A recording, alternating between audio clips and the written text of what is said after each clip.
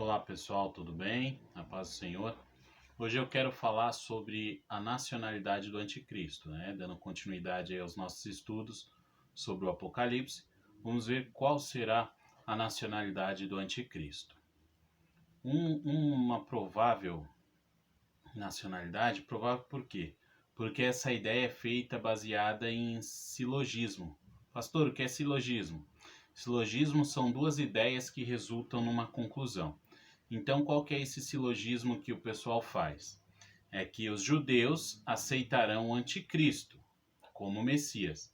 Pensando dessa forma, nós temos uma outra ideia. Qual que é essa ideia? Judeus jamais aceitariam uma pessoa que não fosse judia, ou seja, um gentil. Chegamos na conclusão que o anticristo será um judeu. Apesar dessa ideia ser aceita por alguns, nós vamos baseado no que a Bíblia diz. A maioria dos comentaristas bíblicos, eles concordam que Daniel, no capítulo 11, fala sobre Antíoco Epifânio, que é um gentil que tipifica o anticristo, o futuro anticristo.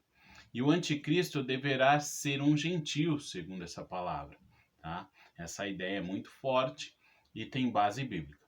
Outro ponto, segundo ponto que nós defendemos aí na Bíblia. A linguagem figurativa da Bíblia apoia a origem gentia do anticristo. Por quê? As escrituras descrevem o anticristo surgindo do mar. Se você pegar Apocalipse capítulo 13, verso 1, Apocalipse 17, verso 15, você vai ver a besta que emerge do mar. E o mar, quando você fala na Bíblia, ele simboliza as outras nações que não são os judeus.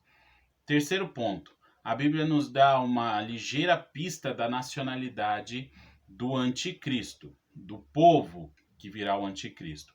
Em Daniel capítulo 9, verso de número 26, nós temos lá falando sobre isso, quando o templo seria derrubado, a cidade seria destruída, e nós sabemos que no ano 70 depois de Cristo, o príncipe Flávio Vespasiano Tito, ele manda destruir Jerusalém, destrói o templo também. Então isso é um presságio de onde virá o anticristo e como se dará essa aliança por 7 anos com o povo judeu. Tá? A segunda fase da grande tribulação, ela vai acontecer lá em Apocalipse capítulo 15, no capítulo 15 todo, e o capítulo de número 16 vai ter a grande tribulação, essa segunda parte, que será de proporções muito danosa ao nosso planeta. Os flagelos e a escala global, os efeitos dessa destruição, serão vistas nas 7 taças da ira de Deus. E nós vamos falar uma por uma para você entender um pouco como será. A primeira taça, ela está lá em Apocalipse capítulo 16, verso de número 2. E essa taça são as chagas malignas que serão derramadas sobre os adoradores da besta. Então, chagas, feridas enormes nascerão nas pessoas, todas elas que adoraram a besta nessa época. A segunda taça da ira de Deus, a Bíblia fala que o mar inteiro será contaminado e as águas transformadas em sangue, desaparecendo por completo a vida marinha na terra. Então, todos os peixes, todos os animais que vivem ou dependem da água morrerão depois dessa taça, dessa ira. Isso está lá em Apocalipse, capítulo de número 16, verso de número 3. A terceira taça será os rios e as fontes de água doce potável serão contaminadas. Então, além do mar estar agora todo vermelho por causa dessa segunda taça da ira, a terceira taça será os rios e as fontes de água doce potável estarão contaminadas. Esse juízo virá sobre a terra, esse juízo divino virá sobre a terra por causa do homem que derramou durante séculos sangue de pessoas e sangue de inocentes na terra, tá? E isso aí acontecerá na terceira taça. A quarta taça, pastor, a quarta taça da ira de Deus é o aumento da temperatura do sol. Isso mesmo, o sol aumentará a sua temperatura e isso acarretará na queima de muitos homens. Homens morrerão queimados, serão queimados pelo aumento da temperatura na terra. Este castigo divino vai resultar por causa das blasfêmias em massa que se fizeram. E em vez do povo se arrepender, eles continuaram blasfemando. Isso está lá em Apocalipse capítulo 16, verso 8 até o verso 9, tá? Você vai ver também em Isaías, no capítulo 30, no verso 26, lá em Isaías fala que o sol aumentará 7 vezes a sua temperatura. Imagina todas as temperaturas da Terra aumentadas 7 vezes, né? Nós temos aqui, principalmente em São Paulo, uma temperatura média aí no calor de 30 graus. Agora você faz 7 vezes 30, você vai ter aí uma média de 210 graus aqui em São Paulo. Em alguns desertos chegando a 350, 400 graus, será muito difícil a vida nesses tempos. A quinta taça da ira de Deus é trevas reais. O que são trevas reais?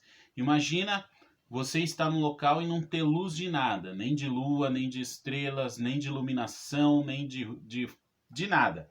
Um breu total sobre a terra virá na quinta taça da ira de Deus. E isso vai ser a prova para o anticristo que Deus sabe agir nos momentos certos, porque vai causar problemas imprevisíveis para o anticristo, porque ele vai estar acostumado com seu poder, com as suas tecnologias, e de repente, de uma hora para outra, não consegue se ver nada, não consegue se fazer nada, por causa da grande escuridão que virá sobre a face da terra, tá?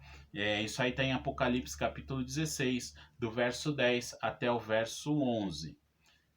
Eu acho que eu não falei sobre a terceira taça, onde está escrito, tá? A terceira taça da ira de Deus está em Apocalipse 16, verso 4. Você volta lá e confere. A sexta taça da ira de Deus é o secamento do rio Eufrates. E esse secamento assinala para os fatos da grande batalha do Vale do Armagedon. Essa secagem vai agilizar o avanço das tropas, dos exércitos que estão indo contra Israel, né, do Oriente ali. Eles estão marchando até Israel, para o Vale do Armagedon, para atacar Israel, onde vai se dar esse sinal que a batalha está se aproximando. E lá em Apocalipse capítulo 16, do verso 14 até o verso 16.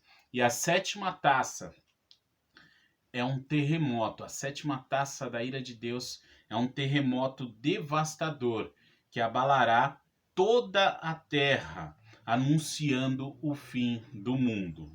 As superfícies da terra serão abaladas, montanhas ficarão no nível de uma planície, planícies serão abaladas, o mar vai perder todos os seus firmamentos, então vai haver um novo desenho da estrutura da Terra depois desse grande terremoto. Cidades inteiras serão destruídas e aí se aproximará o fim.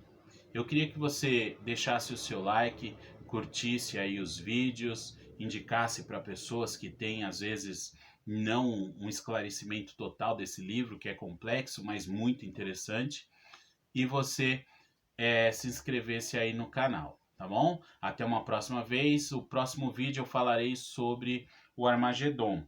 E aí nós vamos depois entrar no milênio com Cristo. Obrigado e até uma próxima vez.